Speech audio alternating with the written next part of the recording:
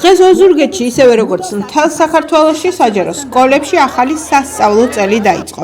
Როგორც ოზურგეთის საგანმანათლებლო რესურს ცენტრში გვითხრეს, ოზურგეთის 42 საჯარო და 2 სამრევლო სკოლაში 570 პირველკლასელი და 521 მე-12 კლასელია.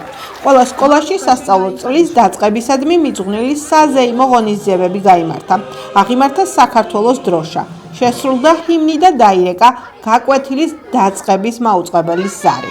სასწავლო წლის დაწყება მოსწავლეებს, პედაგოგებთან და სკოლის ადმინისტრაციასთან ერთად ოზურგეთის მერმა ავთანდილ თალაკვაძემ და ოზურგეთის საგანმანათლებლო რესურს ცენტრის ხელმძღვანელმა ლალი სიჭინავა მიულოცეს და ტრადიციულად ყველა პირველ კლასას საჩუქრად წიგნებთან ერთად პერსონალური კომპიუტერები გადასცეს. ყველა პირველ კლასას განსაკუთრებული მღელვარება და სიმორცხვე ეტყობოდა.